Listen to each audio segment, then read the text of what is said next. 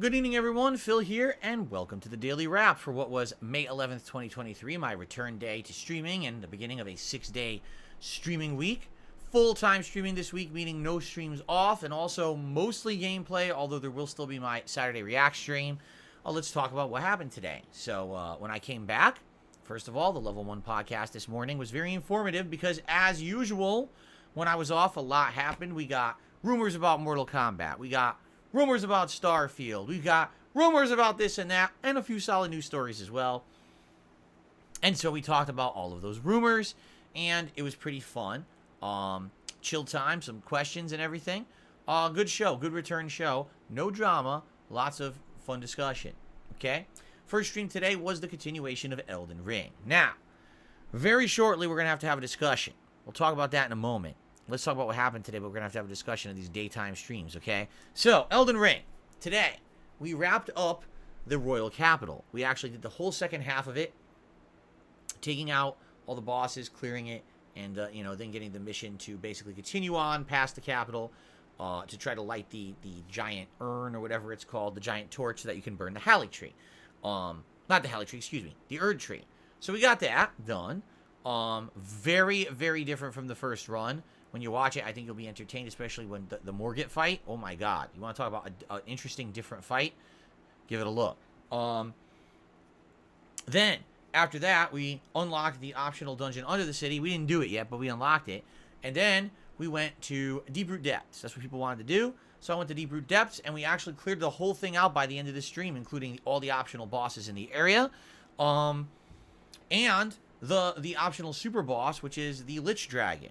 Again, I will urge you, if you watch the first playthrough, you will want to watch this, because if you want to talk about night and day difference from the first run, yeah, that's exactly how this went. It was pretty fun, and I'm so into this magic build. I know the ability to do that moon spell that you got from Renala. It's like level 70 intelligence. Dude, I could do it now. It's like throwing a freaking spirit bomb when you're Goku. This magic is getting neater and neater the further I get in.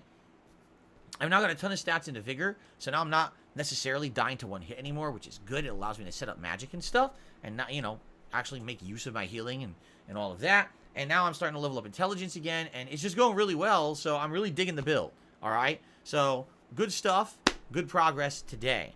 What's left in the game, if you think about it? Well, we've got Ansel River / Noxtella, which then leads to the new area of Liurnia and the end of Ronnie's questline. That's a few hours, because there's some underground areas there with the blood and all that. The Blood Lake, remember that? Or the Rot Lake, or whatever it's called.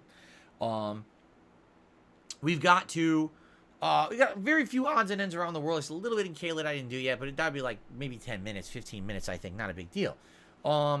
Then we've got to move on. And the only other thing we really didn't do, we didn't beat Rykert yet. Maybe I'll do that, maybe I won't. We also did not do the, hold on. Excuse me. We also did not do the magical beast it's on Mount Gilmer. We could do that. But then we're going to head east. We got to head past the capital, right? We got to head out to that area, that's the ice area, and do all of that. Get to the cauldron, do that. And in addition to that, we have to find the optional halves of the medallion to unlock the Halley tree, which of course is really the super challenging endgame with Melania and all of that. So we got all of that, and then we got the end of the game. So we're getting there. We're making good, solid progress. We have skipped a ton of the optional crap that's just not meaningful. And I'm glad that we did. But I'm glad that we're doing what we're doing. Like, it was really cool to fight the Lich Dragon with magic this time and see the difference from the first run. I mean, completely different fight, completely different game almost with this magic build. So having a good time with it. So then on the late stream, it was Final Fantasy V Pixel Remaster. It was a great stream, 2 hours of progress, although admittedly, there was an optional cave I wanted to check out, and we spent about a half an hour trying to kill an optional boss that seems way too tough, and I guess we're going to have to come back later in the game to beat it. So it was a little bit of a waste of time, but I'm trying new classes now. We actually started the Bard class, which is neat, and, more progress, okay? So, by the end of today, I would say probably, if you look at Elden Ring, if we continue at the pace we're going, maybe realistically another 20 hours in Elden Ring, perhaps, because I think this current run of Elden Ring has hit about 38, 39 hours. So if we're about 40 hours in, I think maybe 20 more and we're going to wrap it up, because there's not that much left, but some of the stuff coming up is lengthy and challenging. Then we've got Final Fantasy V. At this point in Final Fantasy V, after tonight, we are actually about 14 to 15 hours in, and people are actually saying the game's around 30 hours long, but if I choose to do the optional content, it could be longer. So, man, these playthroughs, they've been very lengthy, and I'm going to keep with them. I like them. I'm enjoying them. I'm having fun. I hope that everyone is enjoying them as well. But here's my concern, all right, being very transparent with all of you. Right now, we got 2 daytime games, 2 nighttime games. Tomorrow, we're about to have a 3rd daytime game in Zelda, which we'll talk about in a second. There's other games coming out this month, but I don't think I can take on another one right now. Until we start completing games or deciding to drop games, I don't realistically see how we could take on any more games in the rotation right now. And I was even telling everyone, if we can get through Oblivion in the next couple of weeks and get good progress and maybe, hopefully get to the end of, say, Final Fantasy V, then we can utilize those night streams to actually continue on with these other games. We can rotate. Because remember, the whole purpose of the late night chill streams is to fill up time when we don't have enough new releases to fill all the streams. But right now, we have multiple new releases, and it seems like I've caught up my late night streams with games that are so lengthy that now I can't free them up to play the newer games that I need more time for. So I'm starting to come into a little bit of a conundrum here. My attitude is thus, all right? For now, focus in on Zelda and Star Wars. Let's see how far we get in each, and let's see if people want me to continue with both. I don't know how people are going to be receptive to Zelda or Star Wars continuing. Star Wars, we really just started playing full-time, and we're just about to leave the first planet and head to the second one.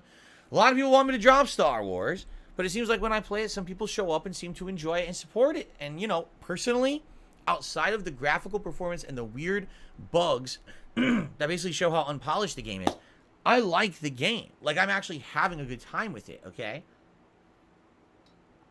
I want to continue on with it. But if the consensus ends up being, you need more time for other stuff, drop it, I might. And that sucks because this is a game I spent $70 on. And simply because it's unpolished, a lot of people are just kind of saying, no, throw in the towel, don't play it. Sucks, right? I mean, that's what happens. First impressions, man. So we'll see. But anyway, here's what's going to happen. Tomorrow, Friday the 12th, Level 1 podcast. We'll see what we want to talk about, if there's any game news or just chill or whatever. Actually, I had really good news for all you guys today. I totally forgot about. I'm serious. I had a good news thing to talk about in the podcast, and I was so busy with game news and stuff that I forgot to tell you the good news. So I'll tell you tomorrow, okay? But should be a fun podcast. And then it's Zelda Tears of the Kingdom all day long. I'm literally downloading it right now onto my Switch. So first stream, gameplay starting 12:45 p.m. Pacific time.